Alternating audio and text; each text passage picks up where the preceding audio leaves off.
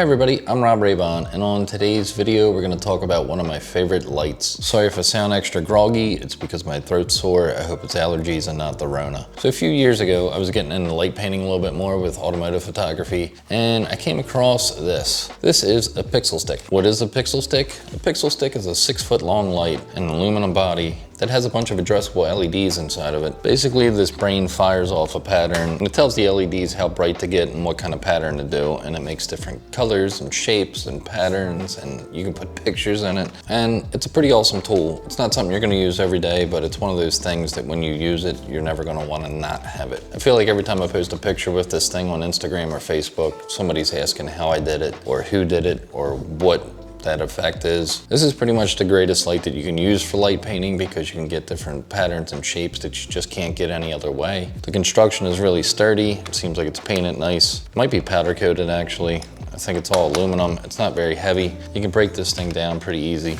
I'll put an Amazon affiliate link in the description below. This isn't the cheapest light, but this is definitely worth the money. So let's get into this thing a little bit more and how to use it and what you get when you buy a Pixelstick. With any great light, you need a pretty great case. Seems like a lot of lights that I buy, there's issues with the zipper just failing after a while, but I've never had any issues with this one. Comes with a little accessory pocket that you can put the handle in and any other spare parts that you have. And then it's also divided in the center section so you can put both sides of the light in there.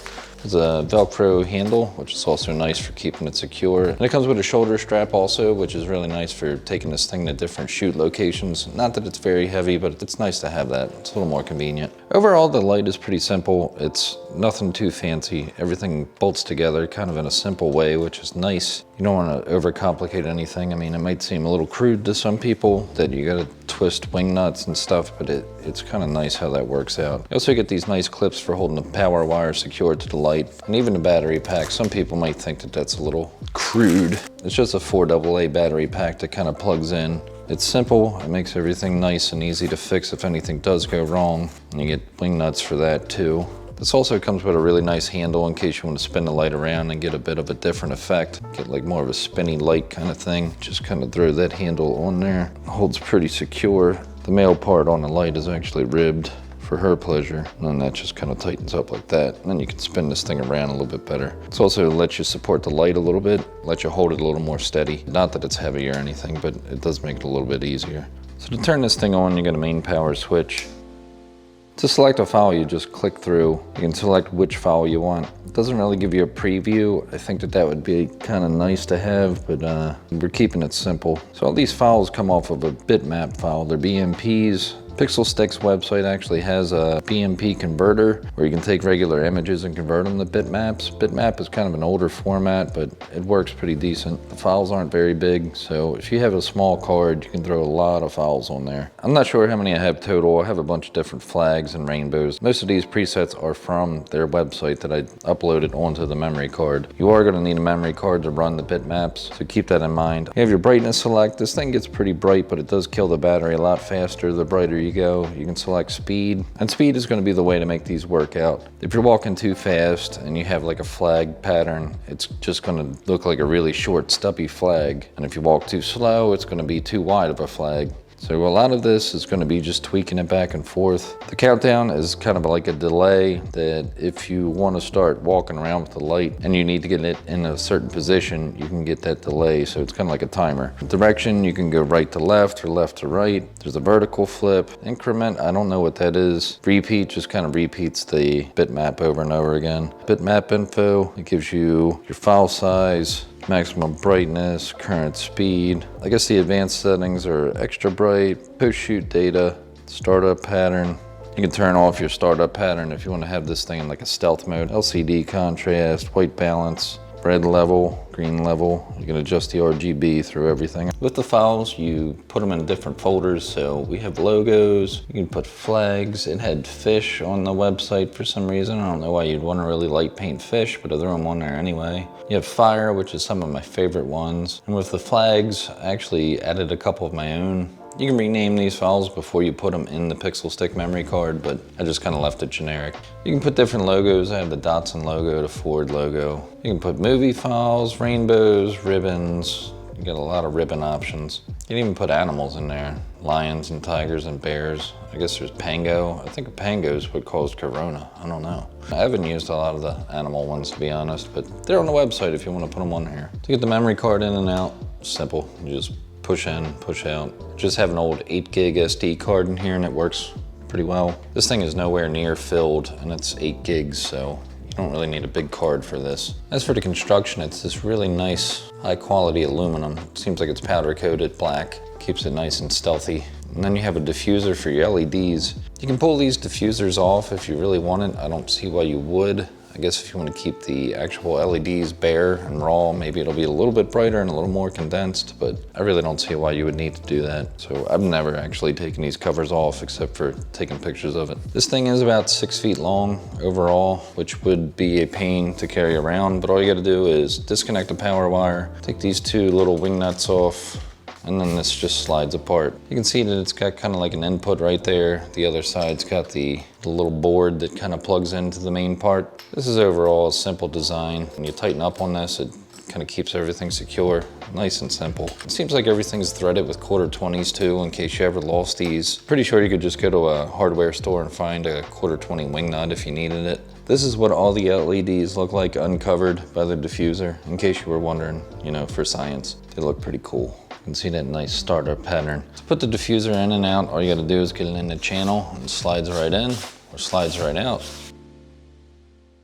So for our first shot, we're gonna go to manual mode. We're gonna set the shutter speed at 30 seconds just to give us as much time to walk around the car as possible. Aperture, we're gonna do 3.5, and then the ISO, we're gonna do ISO 100 just to keep it nice and bright. Make sure that there's no other like light pollution coming in. As you can see, this spot's pretty dark. There's a little bit of ambient light coming from my neighbors. My neighbors are probably gonna think that there's some alien activity going on or something. There's gonna be a lot of weird flashing lights. Whatever, let's go ahead and take some shots.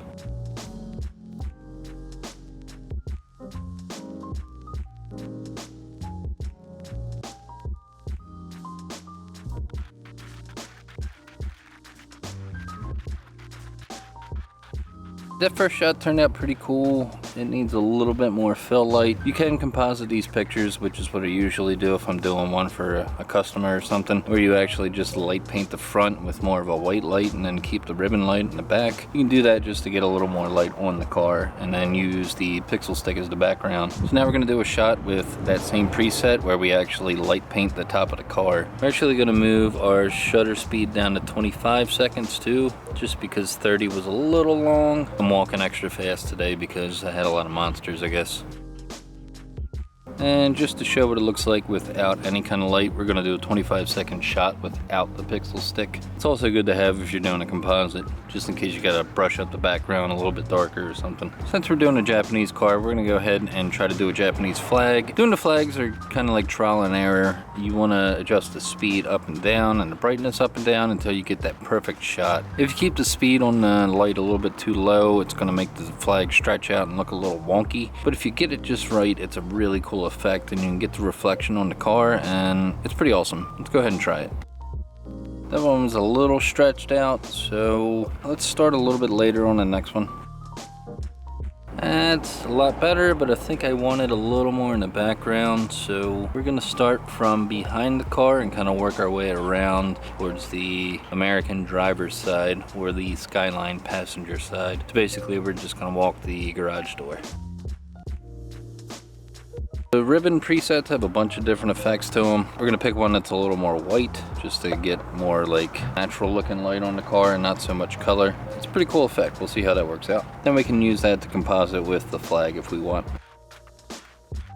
That was actually like a big giant circular kind of ribbon one. Cool effect, but it wasn't really what we wanted. That is one of the downsides of this. You gotta try to remember what presets are doing what. Again, it's a lot of trial and error. Let's do one of the Vol Ribs presets and see what those look like. Another pretty cool effect. Another one of my favorite effects that I like using a lot, especially in the garage, is the fire effects. There's a bunch of different ones. They're under fire and one. There's like explosions and fireballs. I think the best one was flame 2, if I remember correctly. We're gonna do multiple passes with this effect to get more fire, and it'll get more of a light painting effect on the car too. It'll light it up and make it look like it's actually on fire. Go ahead and try another file. We'll do flames 01 for this one. We're actually going to change the shutter speed to 30 seconds too, so we can get a little more around there. That one's pretty cool. Actually like that one a lot, but the fire was a little bit of a short file. Let's do what's called tall fire for the next one. So the tall fire is probably my favorite one. That's a pretty long file actually, and it's a pretty cool effect. I like that one. I did do a file called logos. I think I have Aston Martin and Ford in here. I do have Datsun, so we're gonna go ahead and do a Datsun one since Nissan is Datsun and Datsun is Nissan. We had two little blips there that weren't supposed to be there. So let's do that again. All right, that one's pretty cool. There's actually a little bit of light from somebody driving by too. Let's do something from Ribbons too. That one's a pretty cool effect on its own, so let's do a couple more of those ribbon ones. Those seem to be the ones that most people use too. Whenever I see somebody on Instagram, it seems like that's the one that they use. We're gonna go ahead and change the angle of the car a little bit too, just because of boredom, just a little.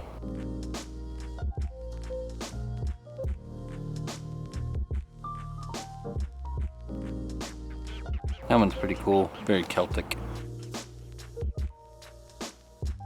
Yeah, I like that one.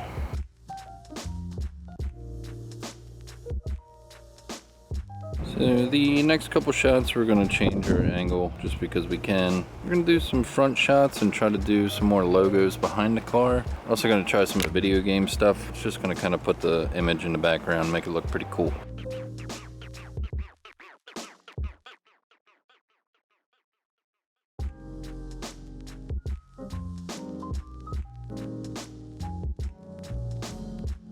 I'll do a couple quick shots of Amanda's car because I'm such a nice guy. And it's a pretty cool car.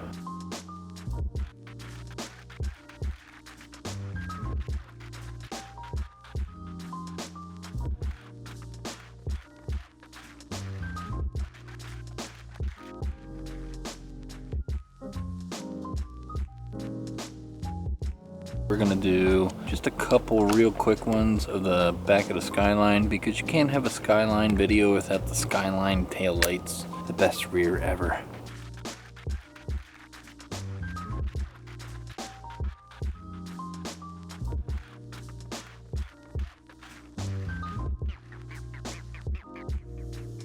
If you're buying one of these, I will also say you might want to invest in some rechargeable AA batteries because this will run through some batteries pretty quick if you're using it a lot. Another quick thing to mention is that you can do a video with a Pixelstick, but that is a little more of a complicated process. Basically, you'll be doing a lot of light painting time lapses. So it'll be a bunch of long exposures with the Pixelstick kind of back to back. If you want any kind of motion, you're gonna need an automatic slider, kind of like this GVM.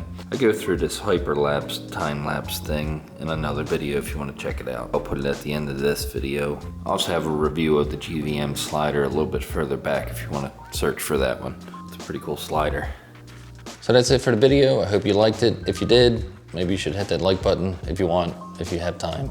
That would be really cool. And also if you want to see more videography, photography, and car stuff, I have a lot of videos on this channel, and maybe consider subscribing, maybe, pretty please. I'm trying to get to 3,000 soon. I want to do a giveaway. Probably gonna give away a camera slider at 3,000, or maybe a steering wheel, or maybe some other car part. I don't know, I have a lot of stuff laying around. Everybody stay safe and wash your hands and have a good day.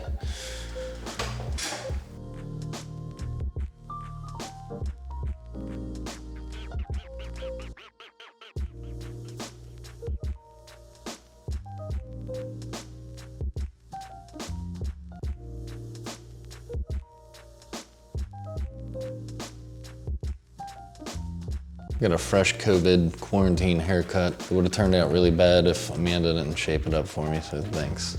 My hair hasn't been this short in years.